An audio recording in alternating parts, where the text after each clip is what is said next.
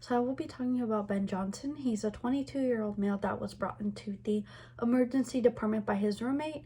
When he was brought into the emergency department, he appeared drowsy and intoxicated, but he denied any usage of alcohol or drugs within that 24-hour range. He also had mentioned that he had dealt with nausea and vomiting for the past 48 to 72 hours, and Ben's roommate stated that it was difficult to arouse him during his second half of the shift. He just looked like he was out of it. He wasn't really there. Once he was admitted to the ED, they did lab works, and it showed that his blood sugar was over 400, which meant that it was really high. They diagnosed him with type 1 diabetes, and he was undergoing ketoacidosis, so they immediately started an insulin infusion pump to stabilize the blood sugars back to a normal range.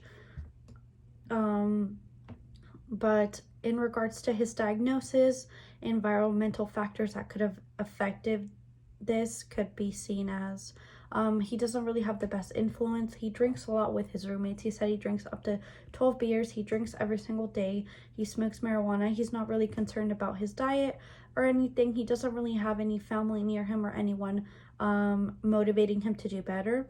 In regards to genetic, his dad is out of the picture. His mom lives far away, but he mentioned that his mom does take some sort of sugar pills, doesn't know what it is, so we could see that the mom probably has diabetes or has her blood sugar out of control without medication.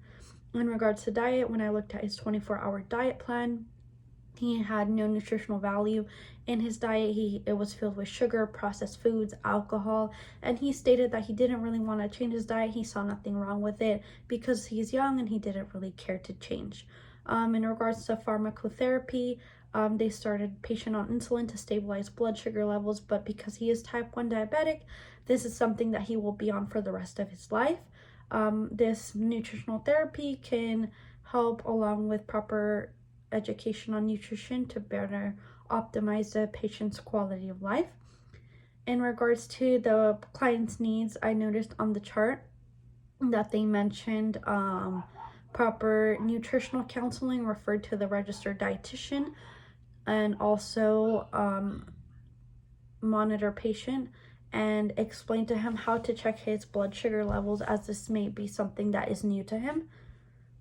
Something that I think that could have been added to this is educating patient on exercise. I don't know if patient is active in any way. It was not mentioned in the chart, but if the patient is not active, kind of get him to understand the benefits of it and how that could impact the quality of his life, especially with his recent diagnosis.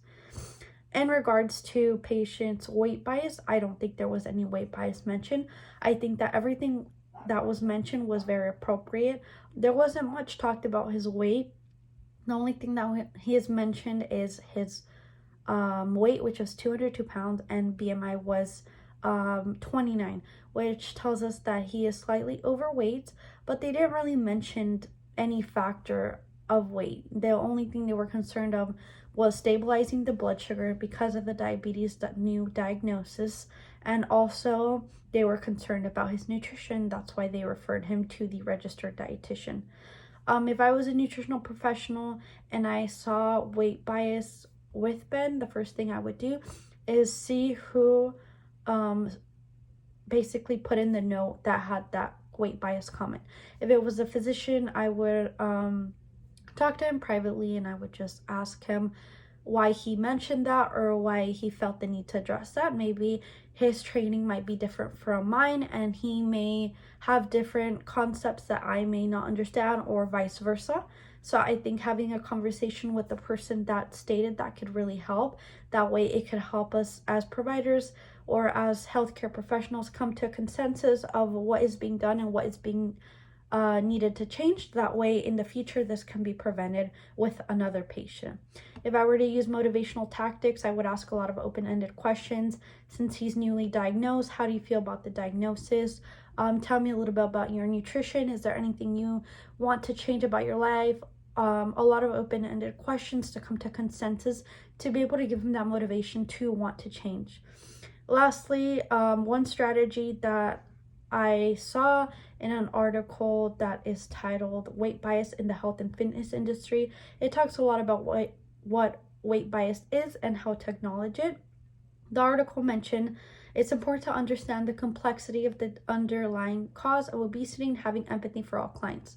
I think this could be beneficial in Ben's concept because we may see his diet and it may look really bad, but we don't know what is prompting him to eat a certain way. Maybe it's his roommate's influence, the lack of family. He could have mental disorders that we don't know about.